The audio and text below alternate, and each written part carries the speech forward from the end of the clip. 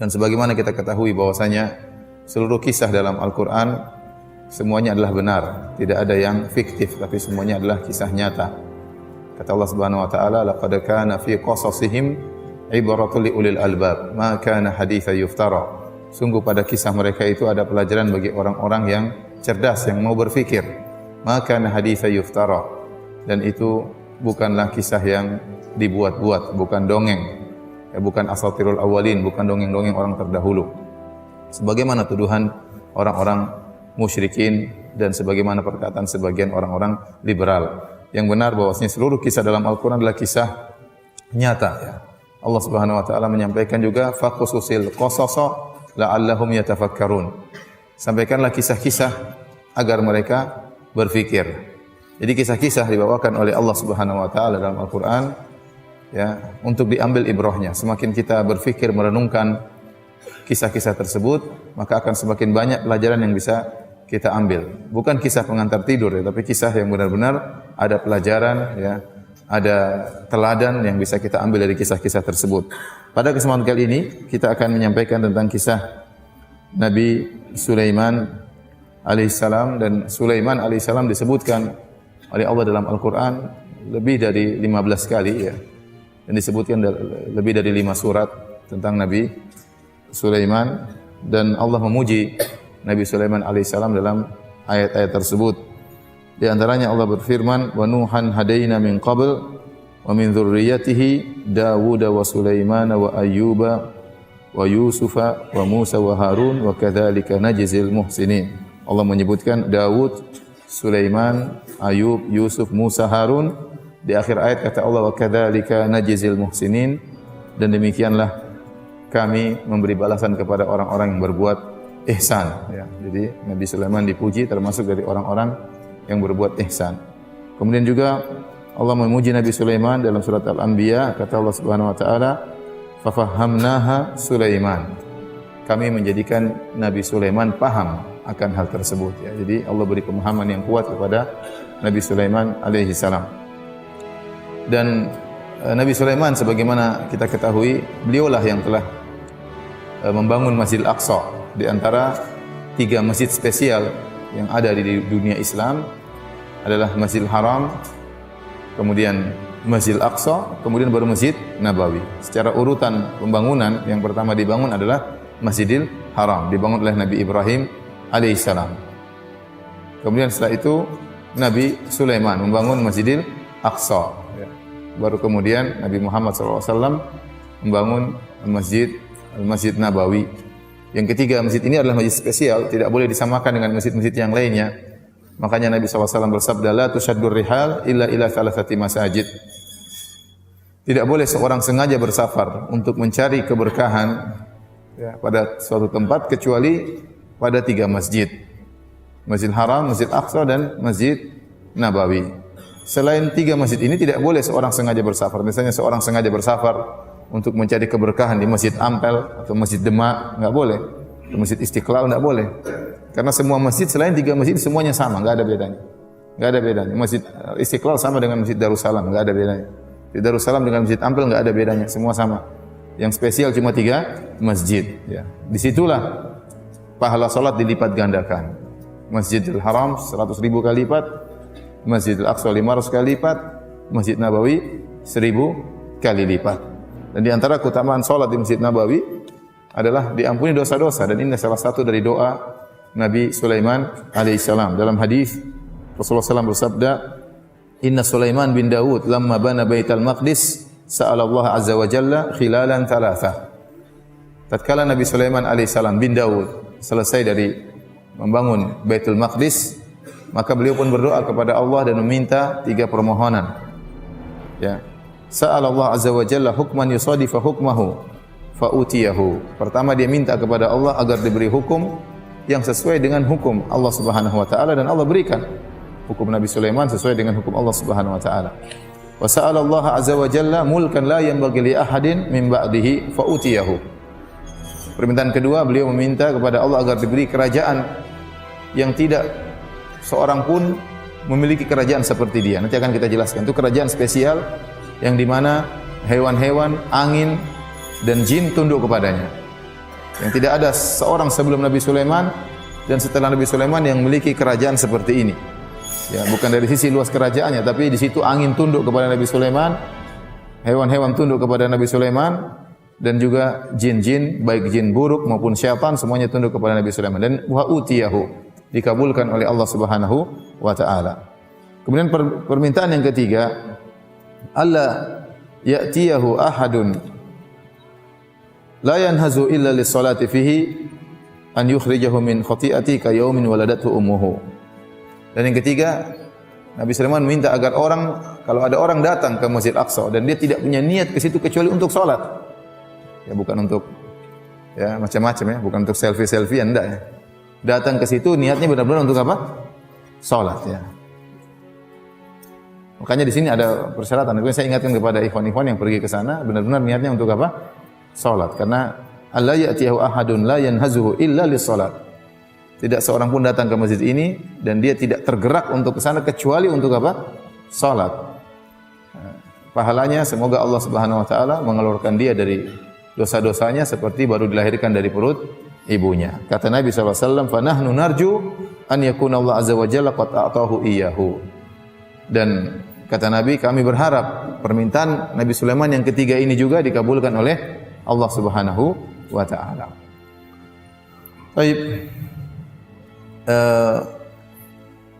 Hadirin dan hadirat yang dirahmati oleh Allah Subhanahu wa taala, kita akan menyampaikan kisah Nabi Sulaiman alaihissalam melalui 3 surat yang akan saya bacakan dari Al-Qur'an.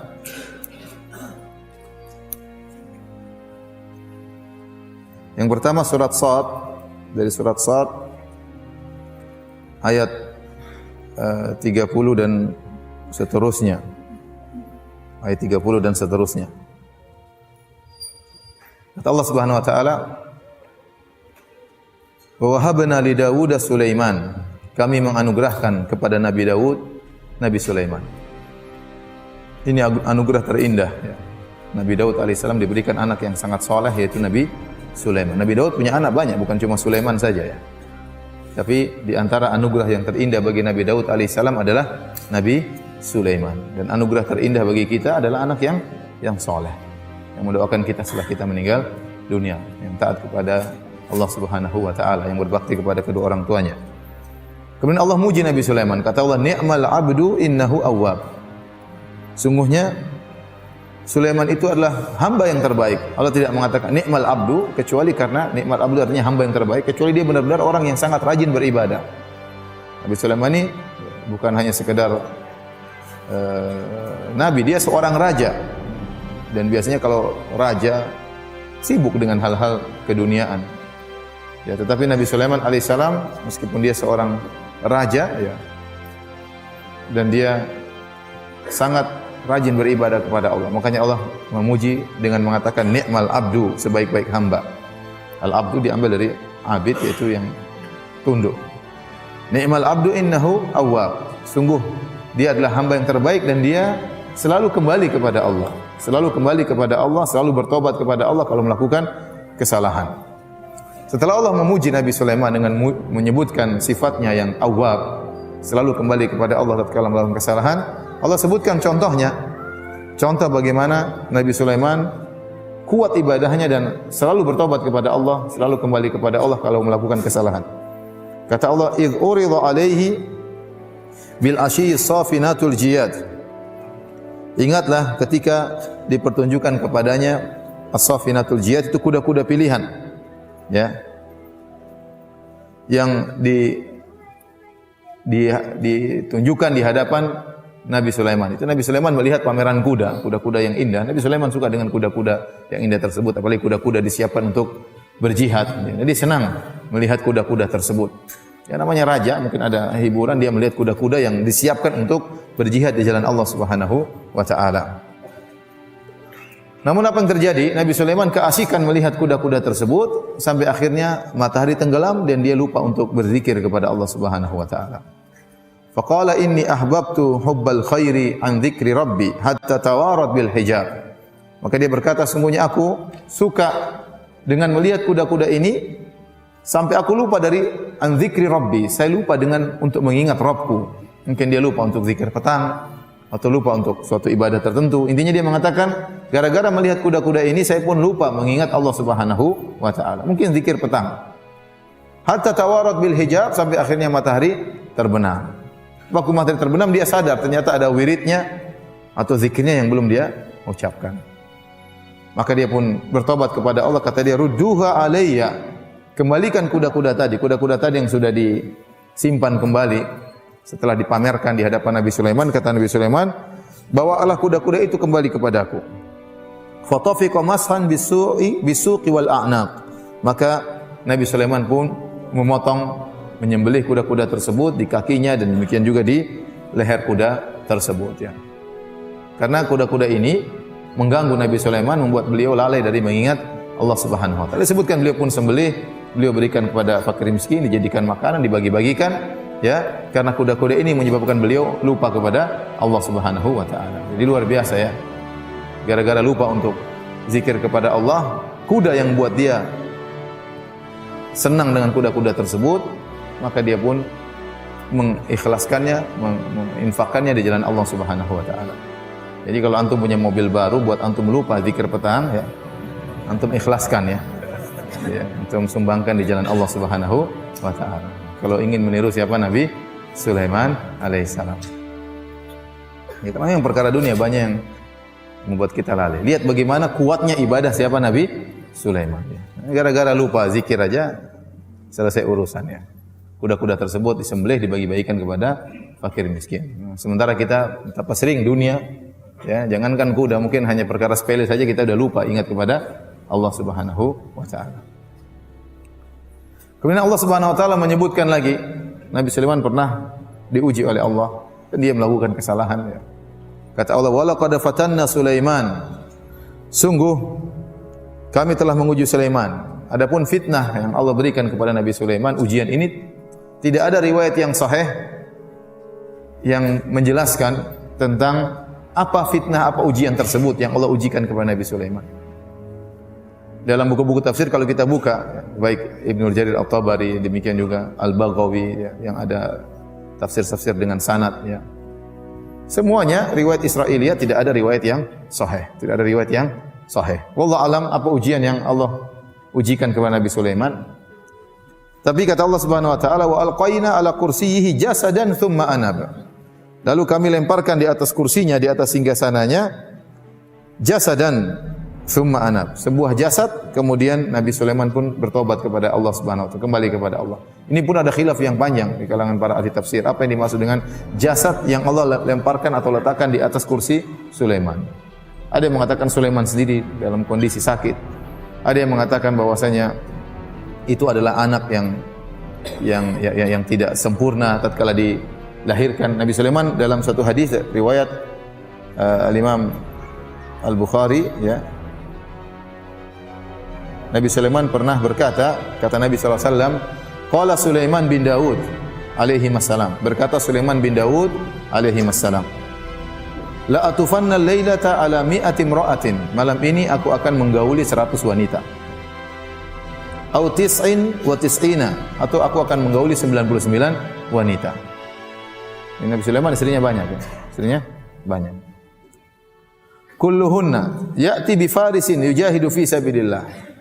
Seluruh wanita tersebut yang 99 atau 100 wanita tersebut semuanya akan mengandung dan akan melahirkan seorang anak yang akan menjadi pejuang di jalan Allah Subhanahu wa taala. Jadi seorang pasukan berkuda yang berjuang di jalan Allah Subhanahu wa taala. Bi farisin yujahidu fi sabilillah.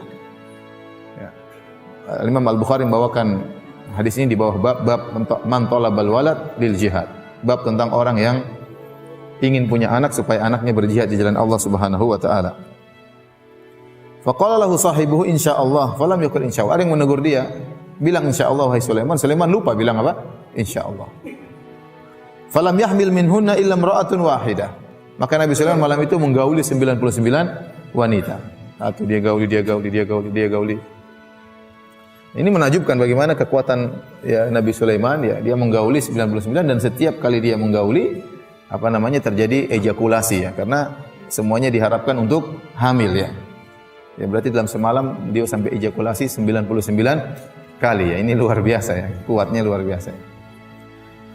Kemudian tapi Nabi Sulaiman lupa mengucapkan insyaallah. Maka tidak ada seorang wanita pun yang mengandung kecuali cuma satu dari 99 wanita tersebut, semuanya tidak ada yang hamil kecuali seorang wanita. Ja'at bi syiqqi rajulin, hanya cacat, hanya setengah manusia, mungkin cacat ya. Walladzi nafsu Muhammadin biyadihi, kata Rasulullah SAW, demi zat yang jiwa Muhammad berada di tangannya. Lau qala insyaallah, seandainya Sulaiman mengucapkan insyaallah, saya akan tawaf, saya akan mengelilingi 99 wanita, saya akan gauli seluruhnya, ya, semua akan hamil, akan melahirkan anak yang berjihad di jalan Allah, insyaallah. Kalau seandainya Nabi Sulaiman mengucapkan insyaallah, akan semuanya melahirkan anak-anak yang berjihad. Kata Nabi, la jahadu fi sabilillah fursanan ajma'in. Seluruh wanita tersebut akan melahirkan anak-anak yang berjihad di jalan Allah di kemudian hari. Tapi Nabi Sulaiman lupa bilang apa? Insyaallah. Sehingga yang lahir cuma satu itu pun cacat. Sebagian ulama mengatakan, ya, inilah anak yang cacat, inilah yang kemudian Allah letakkan di atas singgasana Nabi Sulaiman. Bahwasanya tidak ada yang lahir, cuma jasad yang tidak sempurna. Ini tafsiran. Tafsiran yang lain mengatakan, ini dipilih oleh Syekh Nasir Abdurrahman bin Nasir Sa'di, itu syaitan. Nabi Sulaiman waktu sedang diuji oleh Allah Subhanahu wa taala, dia tidak duduk di kursinya, dia sedang ada ujian dari Allah, entah ujian apa. Tiba-tiba syaitan datang menguasai singgasananya dalam waktu beberapa lama, ya. Tatkala syaitan menguasai singgasana Nabi Sulaiman, maka mereka bikin macam-macam ya. Mereka bikin ilmu sihir, mereka letakkan di bawah singgasana Sulaiman, sehingga Sulaiman dituduh sebagai penyihir gara-gara ulah perbuatan setan-setan yang kurang ajar yang sempat menguasai kerajaan Sulaiman. Waktu itu setan-setan belum di bawah, belum tunduk kepada Nabi Sulaiman, belum waktu itu. Ya. Makanya Nabi Sulaiman dituduh sebagai penyihir oleh sebagian orang, dan Allah membantah. Kata Allah, wattaba'u ma tatlu syayatinu ala mulki Sulaiman wa ma kafara Sulaiman walakinna syayatina kafaru yu'allimuna an-nasa as-sihra. Kata Allah, mereka hanya mengikuti apa yang dibacakan oleh setan-setan di atas kerajaan Sulaiman. Ya, jadi setan sempat menguasai kerajaan Sulaiman dan mereka mengajarkan macam-macam. Wa ma kafara Sulaiman. Sulaiman tidak pernah jadi penyihir. Sulaiman tidak pernah mengajarkan ilmu-ilmu seperti itu. Ya, Sulaiman waktu menguasai alaihissalam menguasai jin, dia tidak pernah mengikuti langkah-langkah supaya menjadi sakti, enggak ada. Memang Allah kasih dia kelebihan seperti itu. Ya. Maka kata Allah, "Ma kafara Sulaiman." Dan Sulaiman tidak pernah kafir, walakinna syayatina kafaru, tapi setan-setanlah yang kafir. Yu'allimuna an-nasa as-sihra. Setan-setan tersebut mengajarkan kepada manusia tentang ilmu sihir. Intinya Allah alam bisawab, inilah beberapa tafsiran dari para ahli tafsir tentang perkataan Allah Subhanahu wa taala, wal qaina ala kursiyihi jasadan. Kami lemparkan jasad atau kami letakkan jasad di atas kursinya.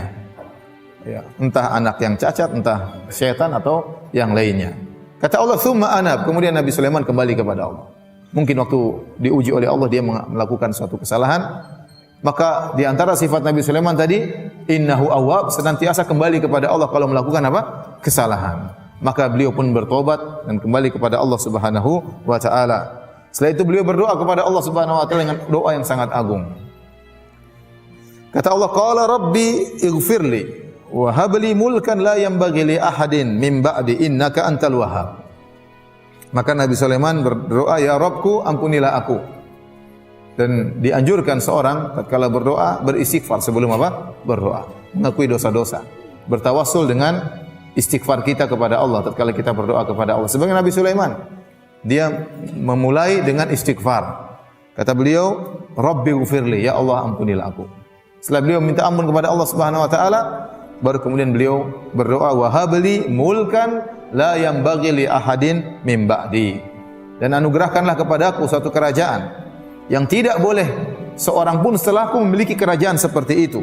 Innaka antal wahhab, sungguhnya engkau adalah maha pemberi anugerah. Ya. Maka Allah kabulkan permohonan Nabi Sulaiman. Dia minta kerajaan spesial, bukan dari luas kerajaan. Kalau kerajaan secara luas, Romawi kerajaannya luas sekali ya. Persia dulu juga kerajaannya sangat luas sekali ya. Majapahit juga dulu cukup luas. Bukan masalah luas kerajaan, tapi kerajaan spesial yang di mana di situ angin ditundukkan, hewan-hewan ditundukkan, dan juga jin-jin, setan-setan ditundukkan.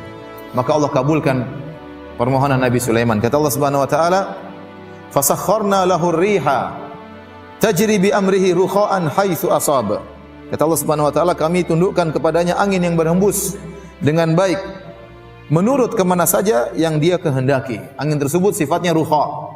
Rukha itu lembut. Nanti akan kita sebut dalam ayat yang lain. Angin tersebut bergerak dengan sangat cepat. Jadi Allah tundukkan Nabi Sulaiman, haitsu asab, tundukkan kepada Nabi Sulaiman angin yang dia bergerak kemanapun Nabi Sulaiman inginkan. Ya. Tinggal belok kanan, anginnya belok kanan. Belok kiri, anginnya belok kiri. Naik ke atas, turun ke bawah, gampang Nabi Sulaiman ngatur angin. Luar biasa. Ini tidak pernah Allah berikan kepada seorang pun. Ya. Jadi kalau ada orang bilang ada yang menguasai angin bawa dia kemana itu omong kosong. Karena itu hanya boleh untuk siapa? Nabi Sulaiman. Tidak boleh. Kemudian kata Allah Subhanahu wa taala, ya.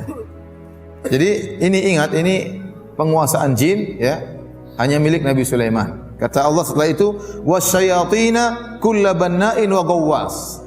Dan kami tundukkan kepada Nabi Sulaiman juga setan-setan. Jadi bukan cuma jin-jin baik, bahkan jin-jin setan. Bahkan jin ifrit, ya. Jin-jin bajingan semuanya juga tunduk kepada Nabi Sulaiman. Kata Allah, kullabanna'in wa ghawwas. Jin-jin yang tukang bangun-bangunan dan juga tukang menyelam. Jadi jin-jin juga punya spesialisasi sendiri-sendiri ya. Ada jin kontraktor, tukang bangun-bangun, dan ada jin penyelam. Kata Allah, kullabanna'in. Jadi jin-jin tersebut ditugaskan oleh Nabi Sulaiman untuk bangun ini, bangun anu. Jin-jin tersebut kekuatan luar biasa. Wa ghawwas, penyelam, disuruh ngambil ikan ini, ngambil ikan anu, mungkin suruh ngambil ikan hiu, ikan paus, terserah. Nabi Sulaiman perintahkan mereka. Jin-jin syaitan ini bukan jin sembarangan ya. Ya. Semua tunduk kepada Nabi Sulaiman. Kata Allah, wa akharina muqarranina fil asfad. Dan sebagian jin-jin terikat terbelenggu ya dalam ikatan-ikatan rantai, diikat. Kata Allah, hadza ata'una famnun au amsik bi ghairi hisab. Inilah pemberian kami wahai Sulaiman. Kau mau kasih orang terserah, kamu pegang terserah. Bi ghairi hisab, tidak ada hisabnya, bebas. Kalau kita punya mobil dihisab sama Allah Subhanahu wa taala, ya. Ya. Mobil 2 hisabnya tambah panjang ya. Apalagi mobil 3 hisabnya tambah panjang ya. Istri 1 hisabnya lumayan. Istri 2 tambah panjang hisabnya. Apalagi istri 3 hisabnya tambah panjang ya. Jadi ya, Nabi Sulaiman dikatakan oleh Allah bi ghairi hisab, tidak ada hisab. Sudah. Karena Nabi Sulaiman orang yang sangat soleh, tidak perlu dihisab. Masuk surga tanpa hisab. Kemudian kata Allah Subhanahu wa taala, di dunia demikian Allah berikan kepada dia kemewahan yang luar biasa. Di akhirat kata Allah, wa inna lahu indana lazulfa wa husna ma'ab. Dan sungguhnya dia memiliki kedudukan yang dekat dengan kami di akhirat kelak dan tempat kembali yang terbaik ya. Tapi ini yang Allah sebutkan dalam surat Sad ya. Jadi di antara keistimewaan Nabi Sulaiman alaihissalam adalah beliau menguasai para jin-jin. Dan saya ulangi lagi, jin-jin tersebut dikuasai oleh Nabi Sulaiman karena Allah yang menundukkan, bukan dengan belajar ilmu khusus, latihan bela diri khusus, tidak ya. Sebagaimana angin tunduk kepada Sulaiman tanpa ilmu khusus, demikian juga jin-jin tunduk kepada Sulaiman, setan-setan tunduk kepada Sulaiman atas perintah Allah Subhanahu wa taala. Dalam Sahih Al-Bukhari dan Sahih Muslim dan juga Imam Ahmad dan yang lainnya, dari Abu Hurairah radhiyallahu taala anhu, anin Nabi sallallahu alaihi wasallam qala, dari Nabi sallallahu alaihi wasallam beliau bersabda, "Inna ifritan minal jinni tafallata alayya al-barihata atau kalimatan nahwaha." Sungguhnya jin ifrit ini jin setan yang paling top ya. Ifrit, kata Nabi sallallahu alaihi wasallam, tadi malam ya datang menggangguku, liyaqta alayya salat, untuk memutuskan salatku. Dalam riwayat yang lain, inna syaitana arada an yamurra baina yadayya, setan ingin melewati depanku, aku sedang salat dia ingin ganggu di depanku. Makanya Allah alam mungkin di antara hikmah seorang salat ke arah sutra, jangan lewat depan orang, karena seorang sedang salat dia sedang berada dalam ibadah yang sangat agung, sedang bermunajat dengan Allah Subhanahu wa taala, jangan diganggu, jangan ada yang lewat. Jin Nabi sedang salat, dia lewat depan jin ingin mengganggu Nabi sallallahu alaihi wasallam, ingin mutus salat Nabi sallallahu alaihi wasallam. Kata Nabi sallallahu alaihi wasallam, "Fa amkanani Allahu minhu." Maka Allah menjadikan aku mampu untuk menahan setan tersebut, ifrit tersebut. Bukan karena Nabi sakti, tidak, tapi karena Allah bikin Nabi mampu untuk apa? Untuk menahan ifrit tersebut. Sebutkan dalam riwayat yang lain, fawajatu burda lisanihi. Nabi cekek dia sampai Nabi merasakan dinginnya lisannya, keluar lidahnya sampai apa? Keluar, dicekek oleh Nabi sallallahu alaihi wasallam. Kemudian kata Nabi sallallahu alaihi wasallam, fa aradtu an arbitahu ila sariyatin min sawaril masjid hatta tusbihu wa tanzuru ilaihi kullukum. Maka aku ingin mengikat jin tersebut, ifrit tersebut di tiang Masjid Nabawi. Nanti kalau kalian sudah pagi hari, kalian bisa lihat jin tersebut. Seluruh kalian bisa lihat jin ifrit. Fa dzakartu qawla akhi Sulaiman. Tiba-tiba aku ingat dengan doanya Nabi Sulaiman alaihissalam. Rabbi habli mulkan la yanbaghi li ahadin min ba'di. Nabi Sulaiman pernah berdoa, ya Allah, berikanlah aku kerajaan yang tidak boleh seorang pun memiliki kerajaan sepertiku. Ya. Maka Nabi tidak tidak jadi mengikat jin ifrit, karena berarti Nabi menguasai jin ifrit, padahal penguasaan jin hanyalah hak siapa? Nabi Sulaiman alaihissalam. Makanya disebutkan dalam Al-Quran surat Al-Jin, sampai jin-jin datang mendengarkan bacaan Al-Quran Nabi. Inna sami'na Qur'anan ajaba. Kata mereka, kami mendengar bacaan yang menakjubkan, yaitu Al-Quran. Jadi banyak jin masuk Islam. Tapi Nabi SAW tidak pernah punya pasukan jin, tidak pernah. Nabi tidak pernah punya pasukan jin. Nabi tidak pernah, padahal Nabi sangat butuh dengan pasukan. Dalam perang Badar 315 lawan 1000 orang, butuh pasukan jin, tapi Nabi tidak pernah minta tolong sama jin. Dalam perang Uhud Nabi tidak pernah minta tolong sama jin. Dalam perang Khandaq 3000 dikepung sama 10.000, Nabi juga tidak pernah minta pertolongan sama jin. Waktu istrinya kalungnya hilang, Nabi juga tidak pernah minta tolong sama jin untuk mencari kalung istrinya. Karena memang tidak boleh menguasai jin kecuali siapa?